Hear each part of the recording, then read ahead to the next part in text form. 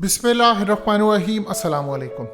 पाकिस्तान ने clearly America को पैगाम दिया है कि देखिए, अफ़गान तालिबान को हम जितना समझा सकते थे, हमारी जितनी अप्रोच थी, हम जो कर सकते थे हमने कर लिया है। इससे ज़्यादा ना तो हमारी कैपेसिटी है, ना अफ़गान तालिबान हमारी बात मानते हैं। लिहाजा 11 सितंबर तक यहाँ पर रहना या मज़ीद आगे जाना, इट्स अप टू यू कि अब आप अफ़गान तालिबान से बातचीत क्या करते हैं।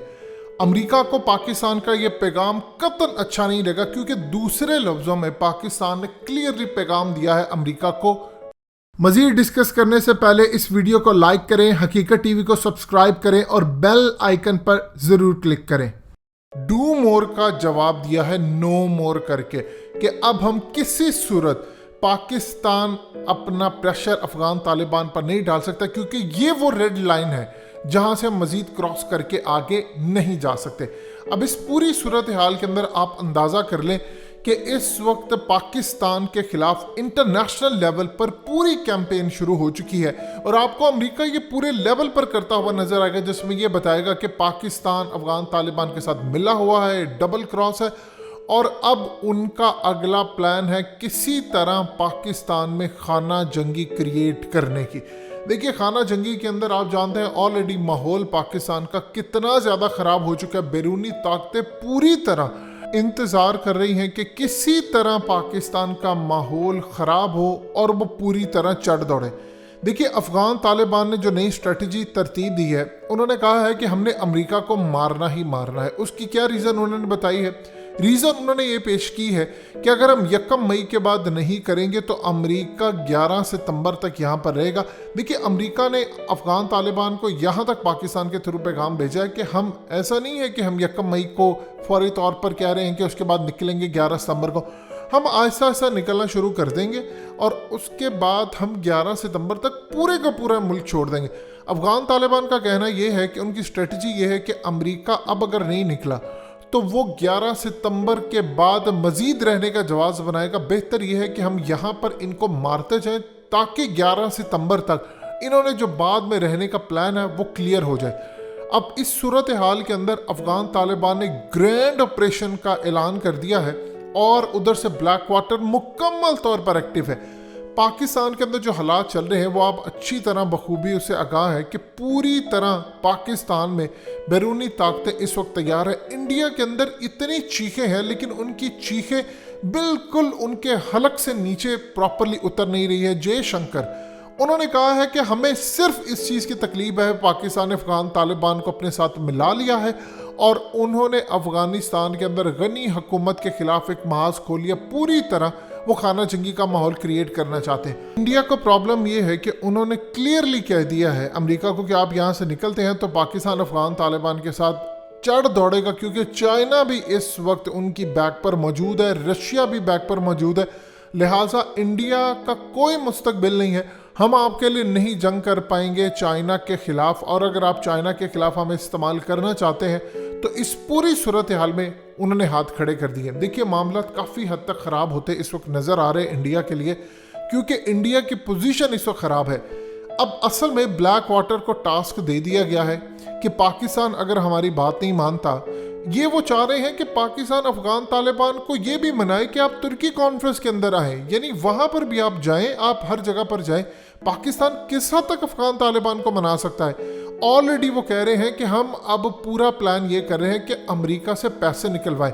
अब देखिए, अफ़गान तालिबान अमेरिका की जो ख़ास तौर पर 6 बेसिस है, मिलिट्री बेसिस है, उनके ऊपर पूरी तरह वो कंट्रोल करके और अमेरिका को बर्बाद करना चाहते हैं। इंडिया ये चाह रहा है कि वो बेसिस उसके कंट्रोल में आ जाए। इस वक्त अमेरिका के पास कुछ इतलात, ऐसी इंटेलिजेंस मालूमात मौसूल है कि चाइना अफ़गानिस्तान में मिलिट्री बेसिस बनाने जा रहा है, और यहाँ से एक दफ़ा अमेरिका यहाँ से निकल जाता है किसी भी वजह से, तो चाइना यहाँ पर मिलिट्री बेसिस बनाकर ख़ास तौर पर अफ़गानिस्तान की जो मादनियात है, जो ख़ास तौर पर नेचुरल रिसोर्सेज हैं, उनको निकालेगा, और जिससे अफ़गानिस्तान के इंफ्रास्ट्रक्चर पर पैसा लगेगा, बहुत ज़्यादा मामलात आगे बढ़ेंगे। और इस पूरी सूरत हाल में चाइना बैक कर रहा है अफ़गान तालिबान को, और इसके साथ रूस भी बैक कर रहा है। लिहाजा आप यहाँ से किसी सूरत ना निकलें। देखिए, पाकिस्तान के ऊपर एक हद तक प्रेशर आ सकता था। जो बाइडन अब पाकिस्तान को इसकी सज़ा क्या देने जा रहा है? آپ جانتے ہیں کہ حقیقت ٹی وی آپ کو تفصیلی بتا چکا ویڈیو میں کہ کس طرح خاص طور پر انہوں نے پہلا الزام لگایا کہ روس نے 2020 کے الیکشن میں مداخلت کی ہے اور لاہور اور کراچی کے 10 لوگ اور خاص طور پر ان کی کمپنیز ان کو بین کیا ہے کہ پاکستان بھی شامل ہے. اگلے لیول پر یہ کہیں گے کہ پاکستان کی سٹیٹ بھی اس میں شامل تھی، لہٰذا ہم پابندی لگائیں گے پاکستان پر. اور اس کے ساتھ ہی پاکستان کے اندر حالات خراب کروانے، خانہ جنگی کی کوشش کرنے کے بعد اچانک پاکستان کے لیے ماحول ایسا کریٹ کریں گے جس میں ایک بڑا کوئی جعلی حملہ پیدا کرنے کی کوشش کی گئی ہے. ایک وقت افغان طالبان پوری طرح امریکہ کے خلاف تھے، وہ امریکہ سے مذاکرات کرنے کے لیے تیار نہیں تھے. اسٹیبلشمنٹ نے ان پر دباؤ ڈالا، لیکن اب وہ بھی ایک حد تک دباؤ برداشت کرتے ہیں. دیکھیے پاکستان کا جتنا وہ ریگارڈ کرتے ہیں اتنا پاکستان نے ان کو ٹیبل پر بٹھا دیا. اس سے زیادہ نہ تو پاکستان ان کو ٹیبل پر بٹھا سکتا ہے اور نہ ہی پاکستان کی اتنی کیپیسٹی ہے. چائنا اس وقت کام یہ کر رہا ہے کہ کچھ ریڈار سسٹم کے تھرو، کچھ انٹیلیجنس معلومات کے تھرو اور بہت سارے ہتھیاروں کے تھرو اب افغان طالبان کو وہ سٹینڈ کروانا چاہتا ہے داعش کے خلاف.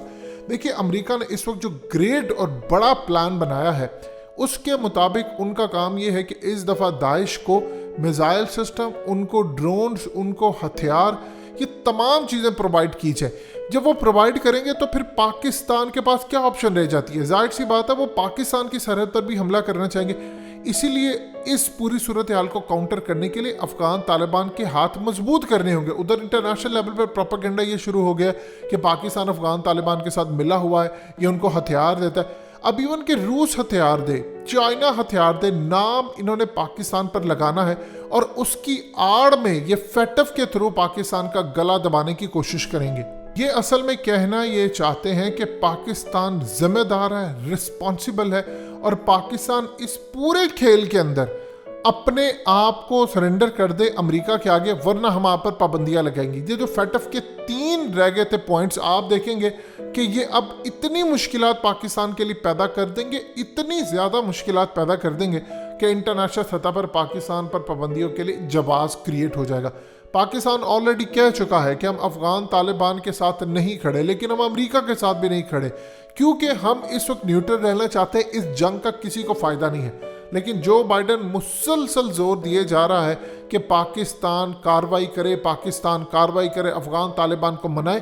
پہلے یہ چاہتے ہیں افغان طالبان کو ہم منائیں، ان کو بٹائیں اور اس کے بعد نیٹو سپلائی دیں تاکہ ہم انہیں ماریں اور پھر بھی الزام لگے پاکستان پر.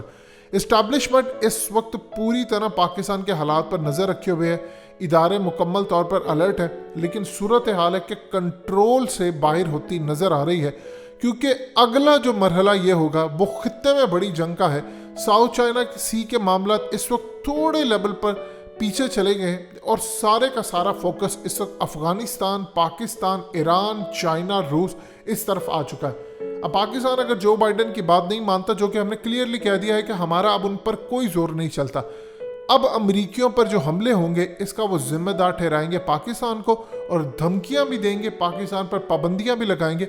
اب انٹرنیشنل لیول پر جو پابندیاں پاکستان پر لگیں گی وہ یہ ہوں گی کہ خاص طور پر مسلم کنٹریز جو ان کے اثر و رسوخ میں ہے اور خاص طور پر یورپی یونین سے پاکستان پر یہ پابندیاں لگیں گی کہ نہ تو یہاں پر فلائٹس آ سکیں گی اور نہ ہی ان کے ساتھ کوئی تجارت کا ماحول ہوگا.